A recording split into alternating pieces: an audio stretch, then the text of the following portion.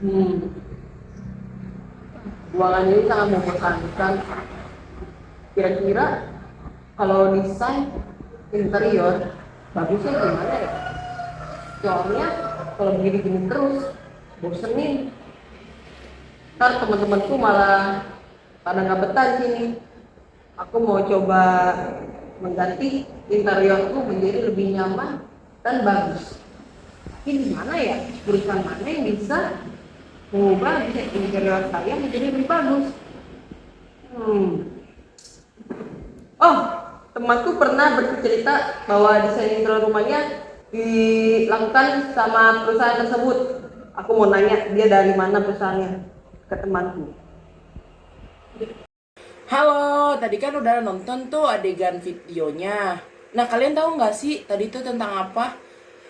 Mari sini aku akan jelasin. Nah, tadi itu tuh tentang komunikasi intrapersonal, yang mana adalah proses komunikasi yang terjadi sepenuhnya di dalam dirinya sendiri. Nah, konteksnya itu adalah seolah-olah individu tersebut tuh berperan ganda. Nah, di sini tuh berperan ganda itu sebagai komunikator yang menyampaikan pesan dan sebagai komunikan yang mengelola dan menerima pesannya. Nah, apa sih yang dilakukan diri kita sendiri gitu loh dalam komunikasi ini? Nah, dirinya itu biasanya kita akan mengajukan pertanyaan dan menemukan jawabannya sendiri. Jadi kayak kita nanya tapi dijawab sendiri gitu loh.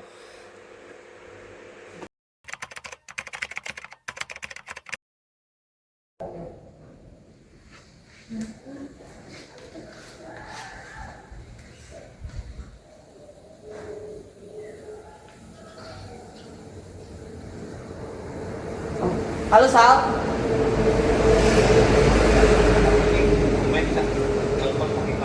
Oh enggak, ini gimana kabarnya Sal? Hmm. Kita udah lama gak ketemu nih. Gimana kabar keluarga kalian?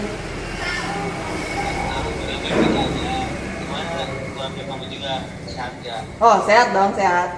Kemarin kita habis jalan-jalan kok. Jadi ya refreshing nih. Yoi. Udah kerja Sal?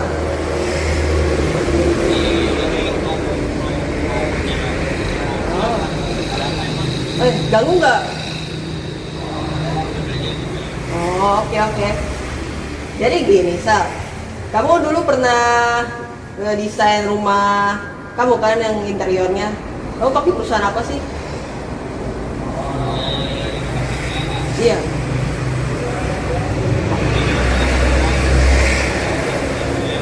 Iya. Hmm. Wah boleh tuh, boleh banget. Soalnya aku juga mau bikin ruangan tamuku menjadi lebih nyaman sama bagus, gitu. Nanti aku kirim ya, semoga cocok nanti kalau ada apa-apa mah bilang aja Kak. Oh oke siap. Kapan-kapan main Sal ke rumah kalau lagi nggak sibuk. Oke, aman aman. Nanti tiba-tiba apa gitu. Siap. Kan kita harus main bareng. Udah lama kita nggak main bareng. Pasti semua aman. Oke oke. See you Sal.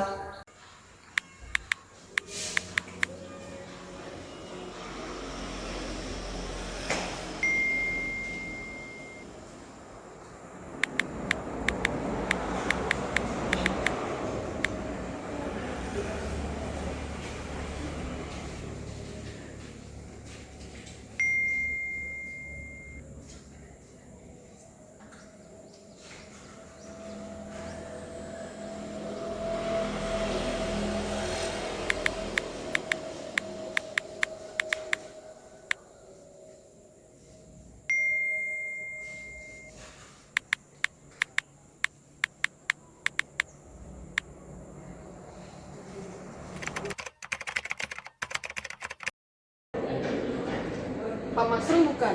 Oh, Pak Sam ya? Iya. Terima kasih sudah menyempatkan diri ya. Oh iya, iya Pak. Gimana tadi macet jalan Pak? Iya, macet banget. Sorry ya telat. Oh, nggak apa-apa, nggak apa-apa. Iya baik, ada apa Pak? Kemarin sempat dihubungi. Kira-kira ada perlu apa dan apa sih? Ada keluhan apa gitu? Oh, jadi gini Pak, aku kan punya ruangan nih, ruangan baru dibikin kemarin. Nah, aku tuh bingung mau dibikin apa gitu ruangannya. Ya menurut saya bagus. Nah saya direkomendasikan sama teman saya gitu. Nah perusahaan ini ya, perusahaan ini punya rating yang bagus buat bikin desain interior. Aduh. Jadi saya mau nyoba bikin desain interior yang bagus gitu. Oh baik. Kalau untuk konsep awal Bapak udah pernah kepikiran mau bikin apa gitu nggak? Oh, aku pengennya yang simple, modern, terus cozy gitu buat ruangan keluarga gitu lah. Oh, simple modern ya. Iya, betul. Kalau baik di sini ada beberapa portofolio dari perusahaan kami ya Pak. Nah di sini tuh konsep desain interior yang pertama tuh ada konsep transisional. Nah konsep transisional ini tuh jadi desain transisi dari gaya klasik yang diperbaharui. Jadi ada pembaruan dari kontemporer dari bentuk aksesorisnya, terus dari furniturnya, dan ada sentuhan seperti kayu, rotan, dan baja, dan beberapa elemennya di vernis gitu loh Pak. Oh gitu. Nah gaya ini tuh cocok jika pengen konsep tradisional tapi udah mulai agak pembaruan gitu loh Pak.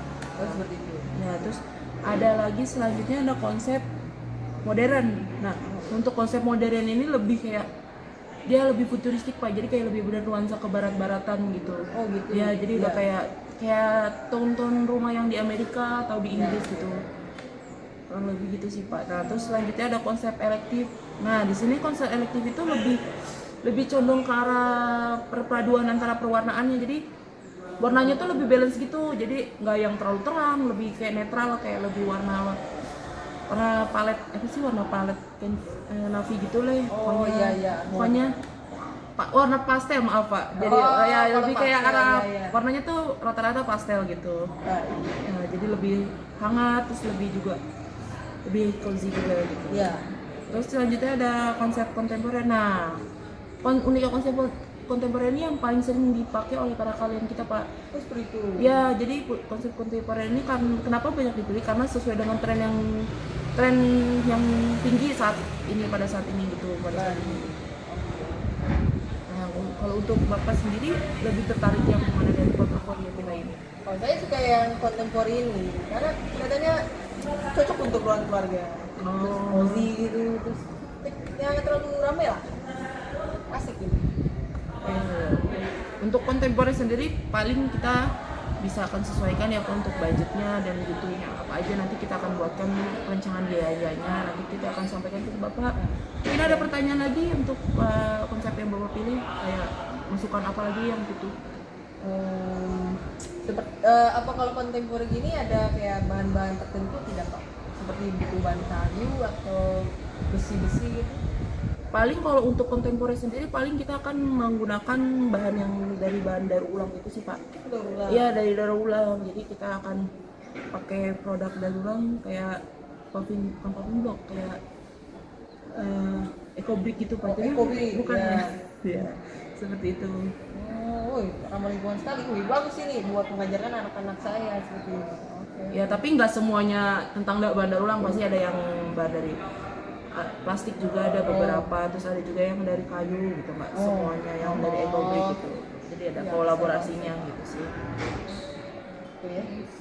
Oke, ada pertanyaan lagi mungkin Bapak, jadi bisa kayak kita diskusikan dengan pihak internal juga. Sepertinya sudah kalau menurut saya sih. Cukup. Oke, baik Bapak, mungkin boleh berarti nanti saya hubungi lagi ke depannya gimana. Nanti kalau ada kekurangan atau pertanyaan boleh WA ke saya aja ya Pak. Siap. Makasih ya Pak. Guys. Langsung aja gitu Pak. Iya, saya masih ada urusan. Oh iya. Baik. Makasih ya Pak. Ya, silakan. Hati-hati ya Pak. Siap. Oke, berarti ya dia mintanya yang kontemporer. Halo guys. Ketemu lagi nih sama aku. Dan sekarang aku nggak sendiri nih, aku bersama teman aku nih. Aduh, kalian tuh tadi udah nonton kan adegan-adegan ceritanya. Nah, berarti udah dapat pelajaran lagi nggak sih? Harusnya udah dong. Ya, boleh nih kita akan menjelaskan lebih lanjut lagi pembelajarannya. Boleh? Oke. Kamu tahu kan ada komunikasi verbal. Nah, dari video sebelumnya itu termasuk komunikasi verbal loh. Komunikasi verbal itu adalah komunikasi lisan yang terjadi melalui kata-kata, suara atau intonasi vokal dan kecepatan bicara. Komunikasi ini dapat terjadi secara tatap muka, satu atau dalam kelompok melalui telepon atau konferensi video. Nah, selanjutnya komunikasi itu bukan hanya verbal aja nih teman-teman. Ada juga bentuk komunikasi interpersonal. Nah, yaitu bukan hanya sekedar pertukaran kata, ya dalam merupakan proses yang dinamis di mana ada dua orang yang saling berbagi informasi, perasaan, makna, dan membangun hubungan. Inilah fondasi interaksi manusia yang sesungguhnya. Menurut pakar komunikasi Joseph De Vito pada tahun 2023, komunikasi interpersonal yang efektif memerlukan lebih dari kejelasan pesan. Ia harus bersifat transaksional, di mana setiap pihak aktif memberi dan menerima serta membangun mutual understanding melalui verbal dan non-verbal nih teman-teman. Betul. Waduh, nanti kita akan ketemu lagi atau dia satu di antara kita ya? Nah, bisa jadi. Nantikan Dadah, selanjutnya. selamat Dadah. nonton adegan berikutnya.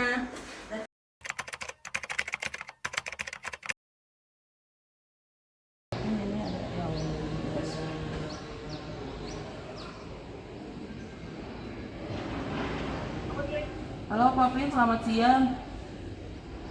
Halo, selamat siang Pak Masrur. Ya, di sini tadi saya baru bertemu klien. Nah, klien yang bernama Bapak Samuel, nah dia itu nanyain tentang portofolio desain interior kita nih Pak. Nah, tentang desain yang dia pilih tadi sudah saya tunjukkan beberapa portofolionya ya. Nah, dia itu tertarik dengan desain yang kontemporer Pak. Jadi, Modelnya gimana? nah jadi untuk modelnya itu ya di desain kontemporer ini nanti kita ada furniture-nya tuh dari bahan-bahan daur ulang, ada kolaborasi dari antara bahan daur ulang dan yang bahan yang yang bagus lah Pak gitu. Oke. Nanti kalau bisa modelnya itu kirim ke saya ya, lewat email. Ya sudah saya kirimkan kok Pak barusan, makanya saya mengkonfirmasi telepon ke Bapak ini. Oke, baik. Terima kasih Pak Masrur, nanti saya cek ya. Ya baik Pak. Oke, terima kasih Pak Masrur. Ya sama-sama Bapak. Ya. Selamat siang.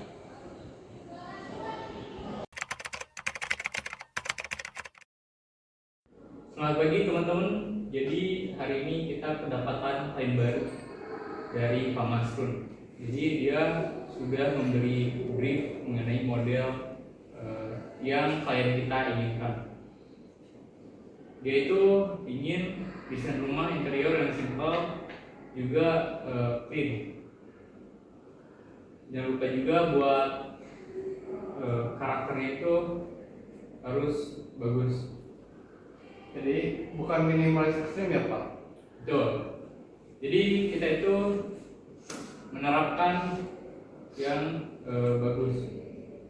Tentunya lebih clean, juga nggak terlalu ramai. Fokus pada material, pencahayaan, juga pada letak yang fungsional. Apakah ada preferensi warna spesifik Pak? Sejauh ini sih nggak ada sih, tapi dia itu ingin yang lebih ke tone hangat. Jadi mungkin kita lebih memilih ke yang warm tone gitu. Terus kita juga mungkin perlu survei ke lokasi rumah Pak Samuel dalam beberapa hari ke depan buat penyesuaian juga. Jadi mohon bantuannya teman-teman, karena kedepannya kita harus bekerja sama untuk mengeksekusi proyek ini. Terima kasih. Apakah cukup jelas? Jelas Pak. Jadi teman-teman, dari video sebelumnya, yaitu termasuk kelompok komunikasi kecil atau biasa disebut dengan small group communication, yaitu merupakan bentuk komunikasi yang berlangsung secara tatap muka, melibatkan antara 3 orang atau lebih. Komunikator dan komunikan berada dalam situasi paling berhadap-hadapan dan saling melihat, memungkinkan interaksi yang lebih intens dan mendalam di antara para anggotanya. Bentuk komunikasi ini bersifat dialogis, dicirikan oleh adanya tanya jawab dan umpan balik yang terjadi secara langsung. Terima kasih.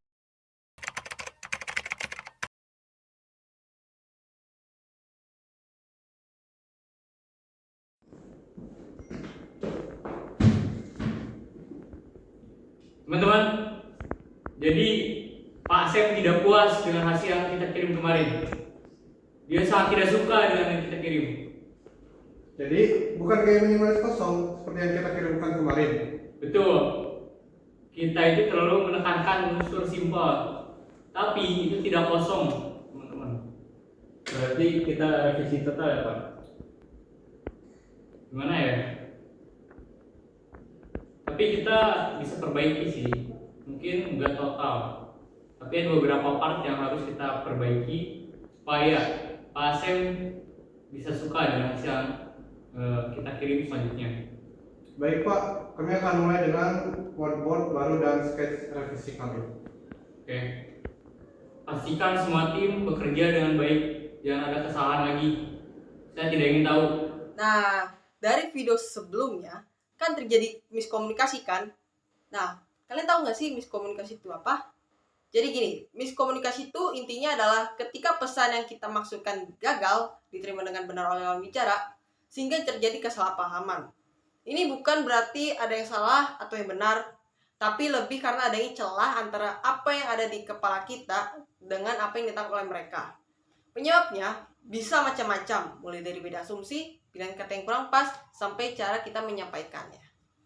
Nah, ini cara paling ampuh untuk menghindarinya. Ada dengan membangun jembatan komunikasi yang kokoh. Pertama, jadi pendengar yang aktif. Artinya kita benar-benar fokus memahami, bukan sekedar menunggu giliran bicara. Kedua, jangan pernah malu untuk bertanya atau klarifikasi. Maksud kamu begini kan? Itu kalimat sakti ya kan? Terakhir, saat kita yang bicara, usahakan sampaikan dengan jelas, lugas, dan perhatikan juga nada bicara serta tubuh kita.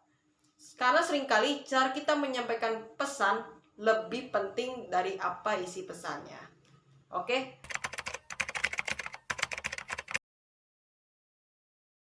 Halo, selamat siang Pak Asem. Proyek yang kita kerjakan sudah selesai. Terima kasih sudah mempercayai kami.